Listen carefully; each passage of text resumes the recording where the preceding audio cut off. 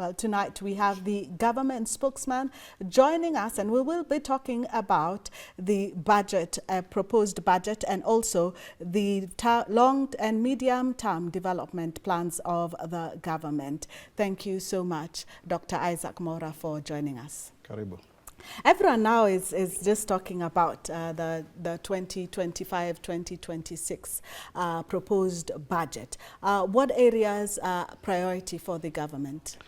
The 5 pillars of the better plan are very important. Yes. We just the day before yesterday, His Excellency the President officially, handed over keys to 1,080 beneficiaries at Mukuru. It's no longer now Mukuru, it's Mukuru New Estate. In fact, we're calling it the mini city. Yes. So it's the investment there. We're also looking at the issue to do with UHC, Yes. especially operationalizing in effect the primary healthcare fund and also ECCIF, and ensuring that SHA continues to work as it's working. Issues to do with ensuring that we have our value chains in agriculture, so that then we continue to guarantee minimum returns to our farmers. And then also the issue to do with digital and creative economy. The whole idea is to ensure that, like our sports and stadia, like now on Monday, we shall be handing over the Raila Odinga Stadium, Yes. Yes. And also issues to do with Talanta Hela, issues to do with fiber connectivity, Jitumbe hubs, and of course also finally the issue of the Hustler Fund and the Nyota program. Yes, yes. That is giving up to it's giving 50,000 to many youth. It's a multi-billion shilling program. Yes. Interministerial. So it's really, really wonderful. Yes, yes. So it's aligned to the better Yes. agenda. So let's go back again to the better agenda and just look at the government from last year. In which areas would you say, even when you have spoken about your priority areas and the better agenda, that the government scored very well? Wow. First and foremost, I think anytime agriculture and food security, because we have been able now to reduce the cost of living Yes. significantly. Look at even, basically, okay, people keep on saying, but we have to repeat it. Unga has come down. The 6 basic commodities have come down because of inflation, has also reduced to less than 5%. That for me really stands out because, Kenyans in their houses spend over 50% of their income on food. Yes. So even if you say unga imerudi sasa hivi chini, you don't hear people because like it's become normal. Yes. It's been normalized. So for me that is important. The affordable housing, having 139,000 houses being constructed across the country, over 250,000 jobs being created. Yes. 4,888 homes now up for sale. When you look at, for example, the whole issue of Hustler Fund. When we started out, the promise was about 50 billion. It's Yes. gone all the way to nearly 70 billion. And you can see now the government has made a decision to actually forgive the 6 billion debt that is owed by 10 million Kenyans. Yes. So you can see it's revolutionary because Yes. it's continuously, it's beyond now the 50 billion, Yes. going forward. Nafikiri Wakenya hapo wanafurahi sana wakisikia hiyo debt yao ya 6 billion. But this is the thing. I know it sounds good, yes. but it's worrying because the reason why we have the Hustler Fund is so that our youth become more productive. And so if an investment is being made, which comes from our taxation, and it looks like their businesses, clearly there are no returns, that's why their debts have been forgiven. But perhaps does it mean that it's not working? Should we probably re-strategize? If there is no output and people are not making money to pay their debts off? No. Any debt that would be incurred by anyone would have some level of defaulting.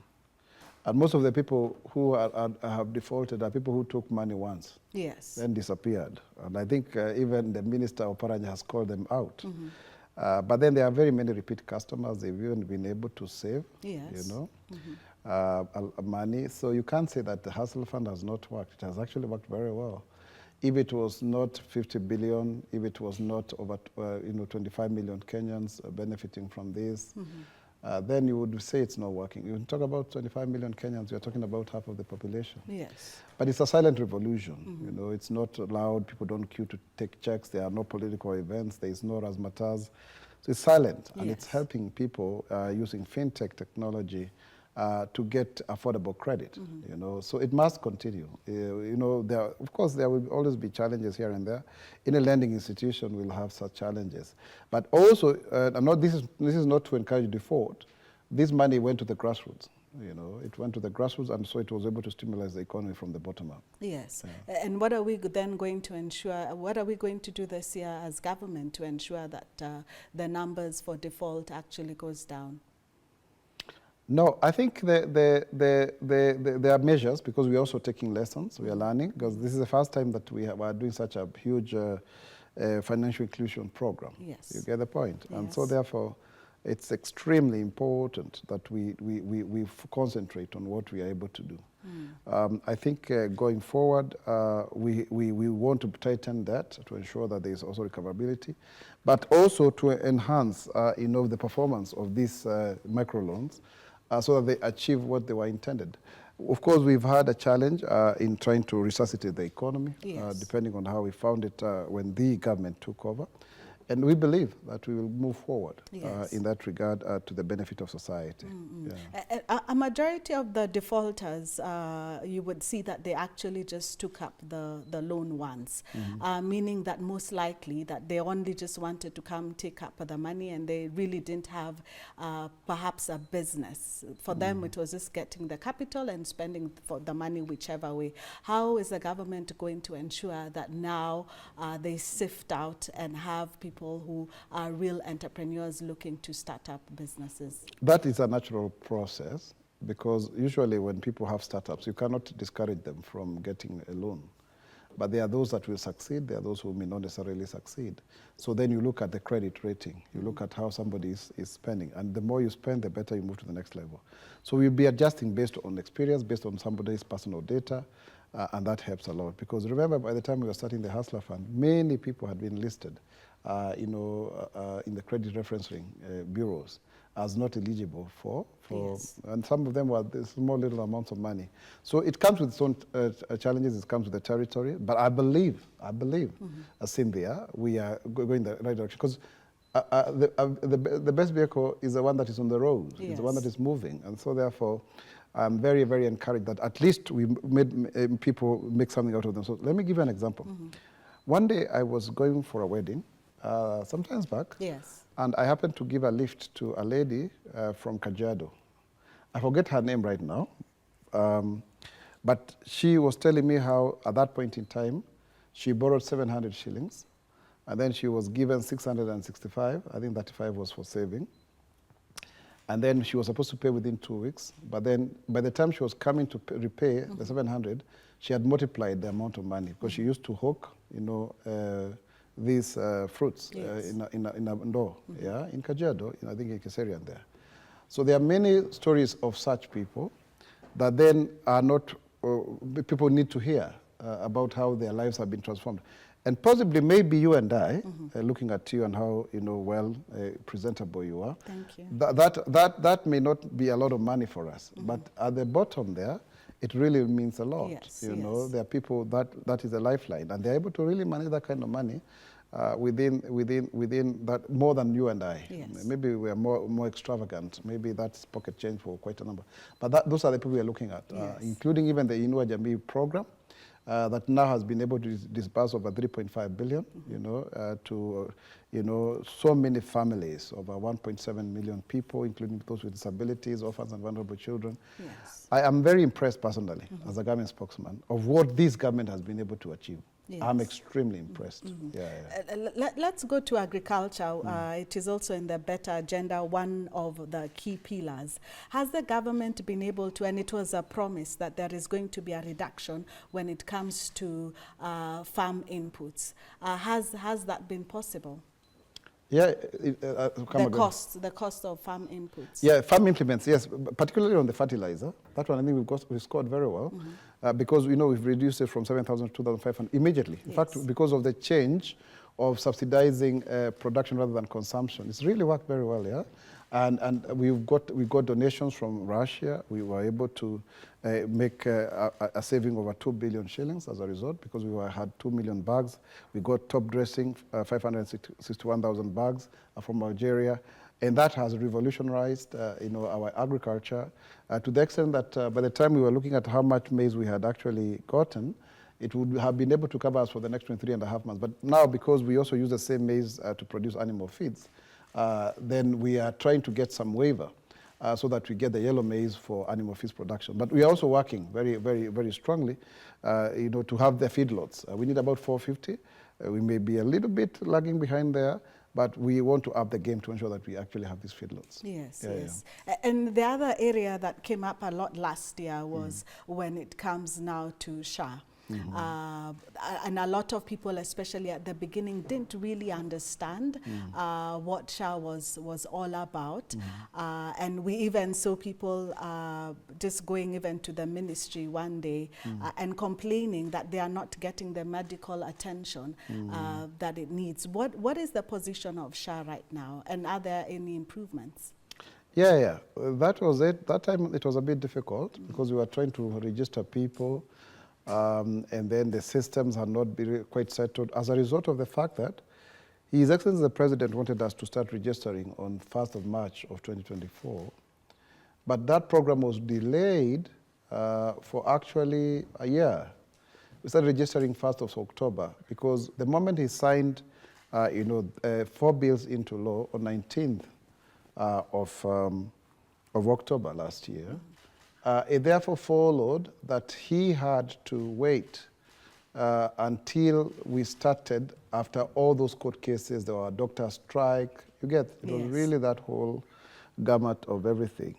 And then as a result, therefore, we started late. But we've caught up very well, I beg your pardon, to the point that now about 22 million Kenyans are registering. Every day, about 40 to 50,000 or 60,000 are registering, according to the monitoring dashboard that His Excellency the President is watching very closely. Yes. And now, you see, people have, in the NHIF, people are gaming the system. They were trying to ensure that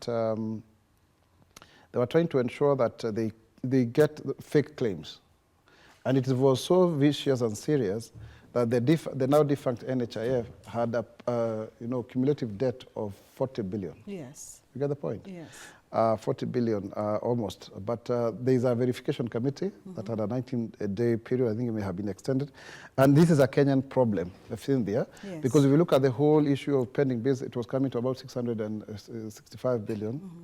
And yet about 57% of those were found to be fake. Yes. They were not verifiable. Yes. So people are cheating and gaming the system, the government system. But now, under Taifa Care, as per the President's State of the Nation address, on the 21st of November last year, he made a very serious commitment that every 14th of the following month, people will be paid. Yes. By December, I think we had paid over 20 billion. That has since increased. And now this money is now going to public institutions more. So we are strengthening our health institutions. And I can tell you have very good testimonials. The other day, I was just going around my duties. I had, some repairs to be done somewhere because I have a media center. And it happened that somebody needed to do some paint work. And out of nowhere, George Okoye started telling us how he pays 300 shillings, but then he got an accident. He's from Dadora, he's a young person.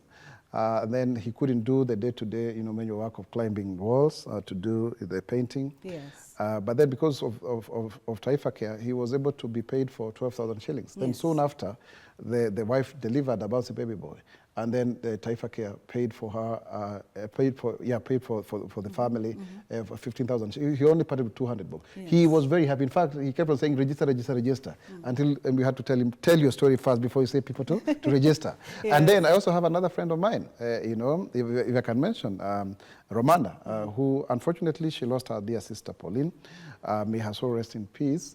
But then the cumulative bill of 600,000 over was paid by SHA, by Taifa Care. And even me, I benefited personally at a family level.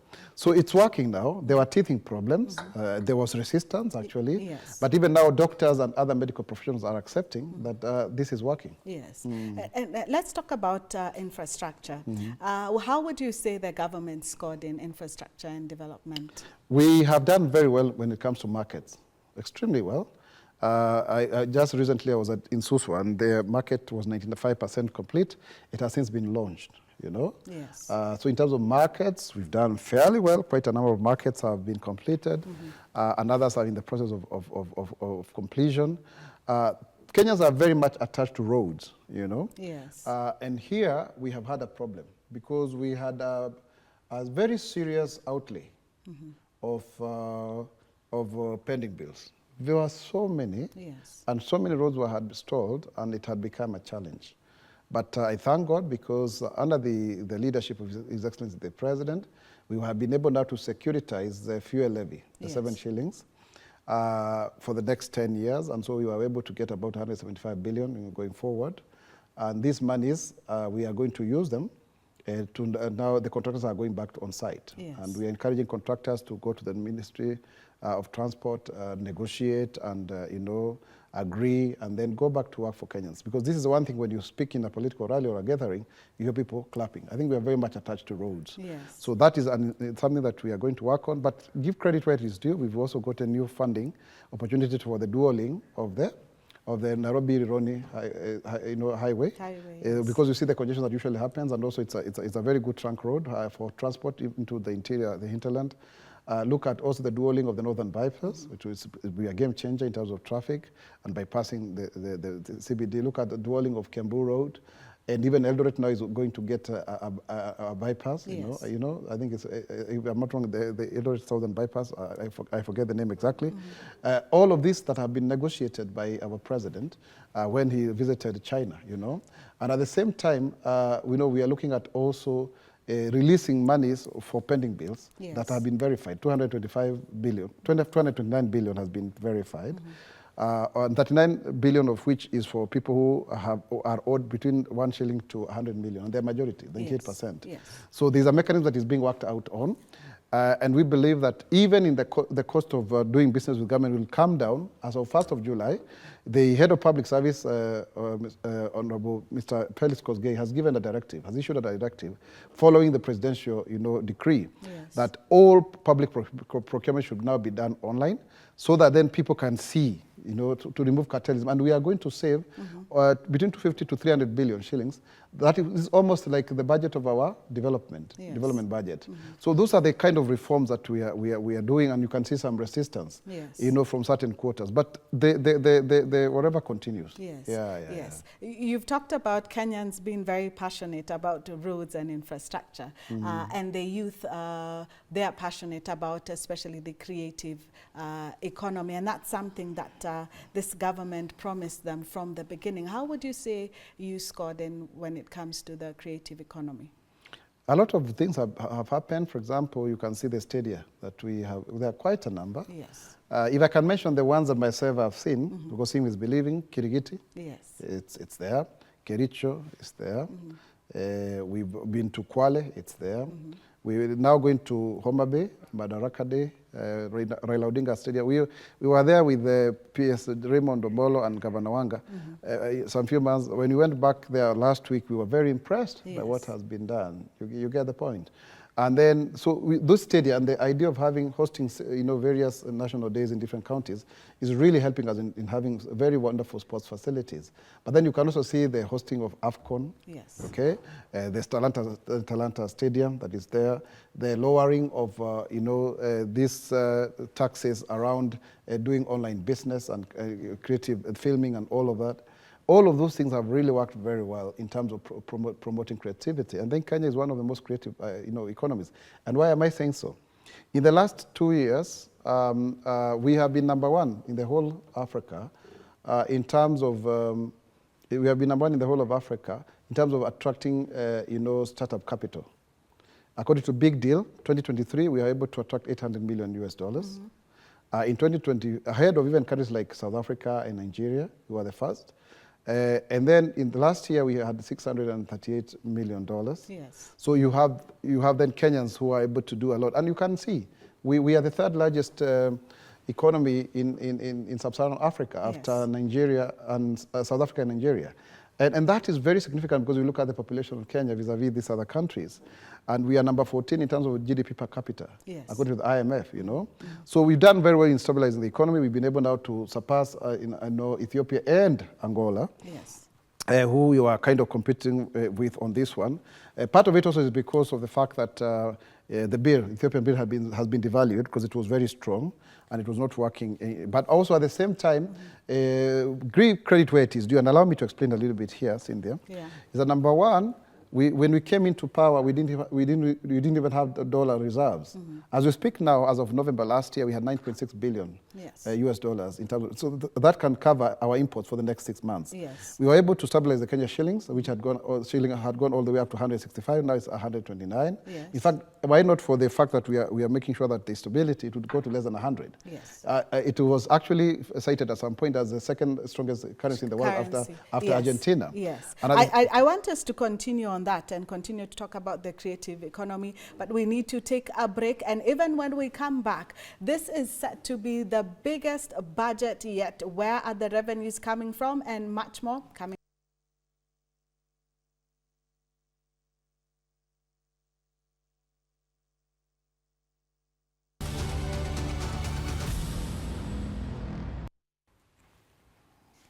Welcome back. In studio, we have the government spokesperson, and we have been talking about the proposed budget and also the government's report card. We're talking about something that you are so, I could tell, passionate, talking about even the Kenya shilling and how strong it's been and becoming one of the strongest currencies in the world. Are we likely to also see that in this coming year?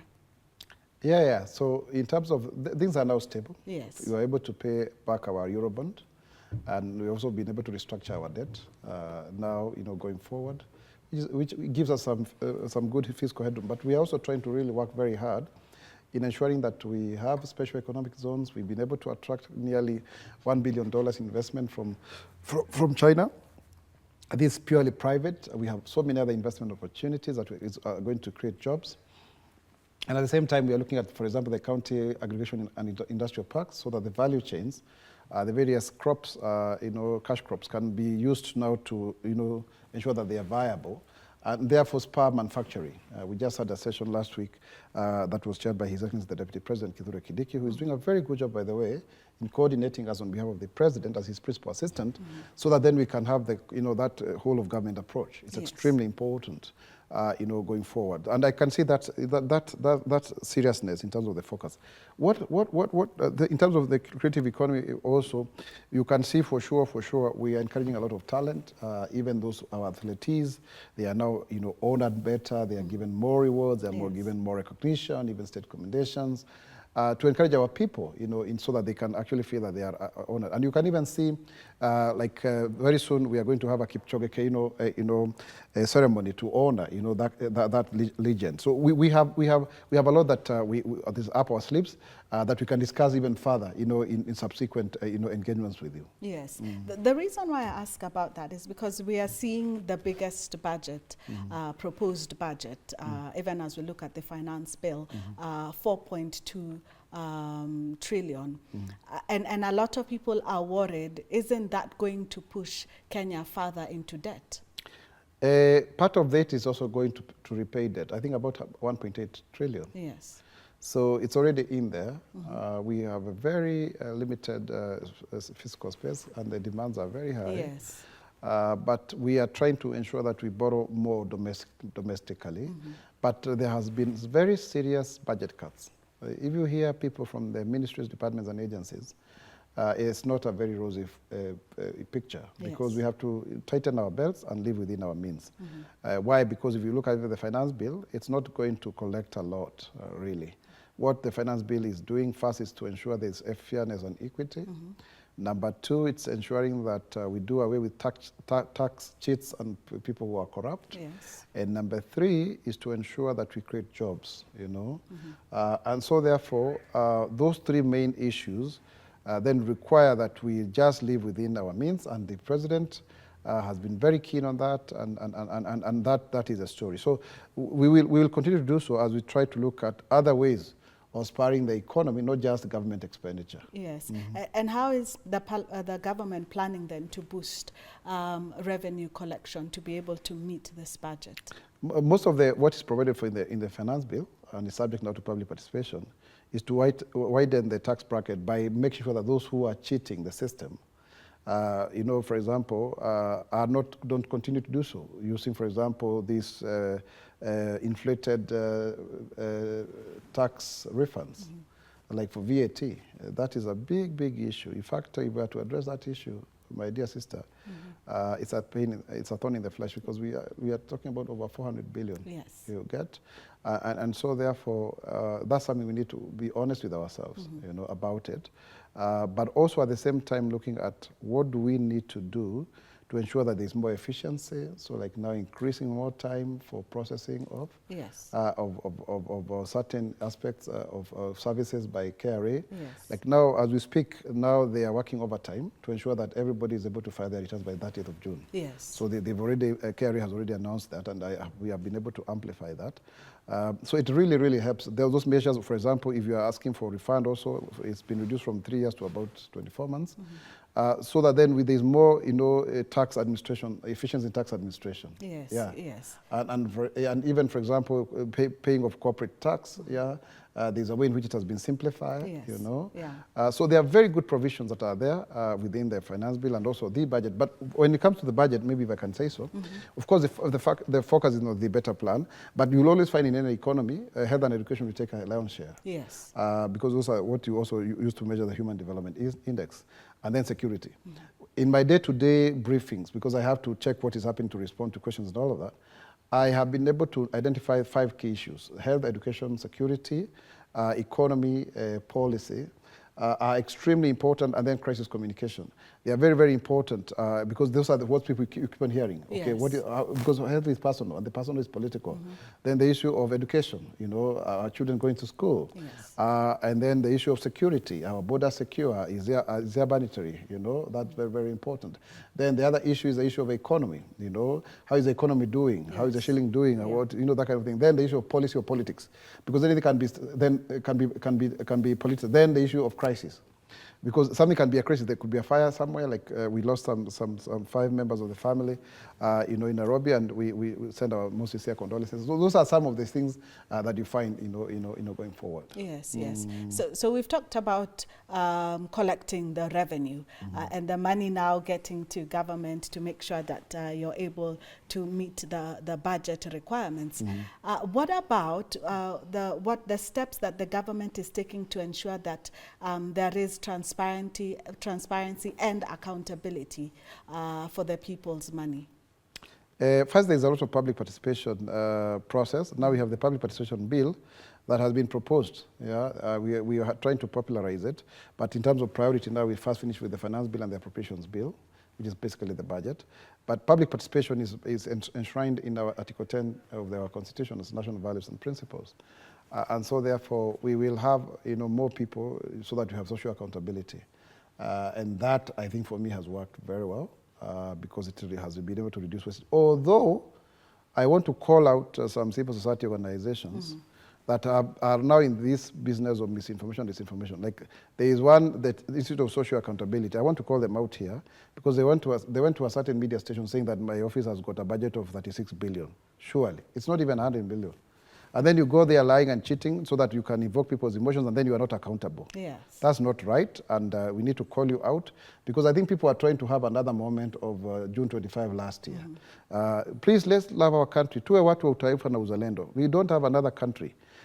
When you have an issue, let's talk. And you can see even CS John Bundy has called out for people to come and give their views in terms of the budget and also the finance bill. Yes. So let us not try to over-politicize issues just because maybe we are posturing for foreign aid. Yes, we can't destroy our country for that. Yes. Because we almost lost our country last year. Yes. Yeah, so we can't go that direction. Yes, yes. So that means we will definitely have you here with us at KBC over and over again to communicate so that people truly understand the 2025-2026 budget. Thank you so much for joining us tonight. Yeah, and I just want to say watu wakuwe watu uzalendo. Kenya itainuka, Kenya itasimama, Kenya itanawiri kwa umoja na uzalendo. Mimi ni Mkenya mzalendo. Je, wewe? Mimi ni Mkenya mzalendo daima. Asanteni sana. Asante sana. Yes.